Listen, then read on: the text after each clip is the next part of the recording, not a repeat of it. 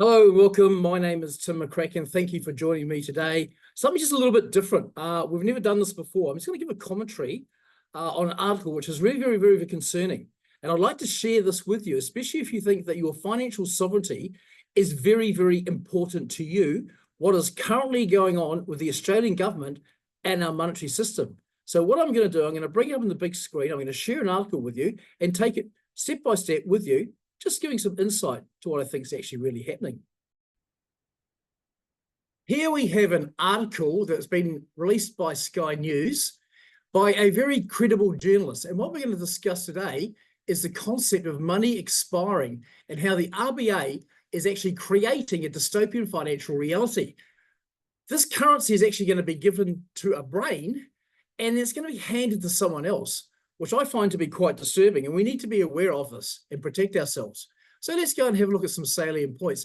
Now, what I'm going to do, I'm actually going to put this article in the description below with the contact details.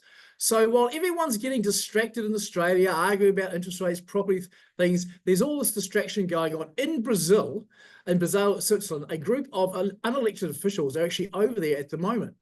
And what they're doing is through a pilot, it's a pilot scheme called Project Pine. The RBA has begun laying the groundwork for a new financial architecture, but one not just on digital money, but programmable money. That's right.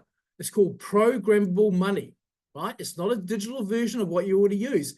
It actually has got a logic built into it, and it's money that can be told what to do or what not to do.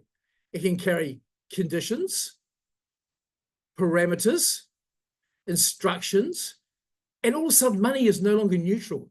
It can be controlled by third parties. So what we're seeing is we're getting a shift into who decides on how your money functions and what you can do with it, and where it goes, what it touches, and also what it can be refused. Also, too, this money can expire. If you haven't spent it within 30 days, it just disappears. And the justification of saying is stimulus, driving consumption, keeping the economy ticking. Now, this money is not just geographically constrained, it's in one postcode, but it can be validated in another. So if you're traveling interstate, you might find all of a sudden your money doesn't work. How about that? Telling you what you can do: no gambling, no late night purchases, no donations to flagged organizations. If they're non-compliant vendors, you can't use it, right? And this system doesn't need a debate in Parliament to make the changes. It just needs a policy tweak, a regulatory update, and a line of code. Taxation becomes real time.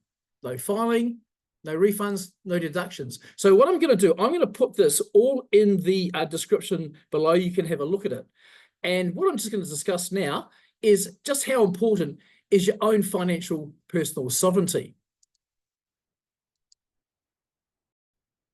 So if you value your freedom, a libertarian, and if you want to have your own financial sovereignty, you may or may not be involved with cryptocurrency, even Bitcoin. Maybe this is something you should look into explore. So I'm quite happy to discuss with you one-on-one, no cost to you. I'll put my phone in the description below. My name is Tim McCracken, and I look forward to speaking to you soon.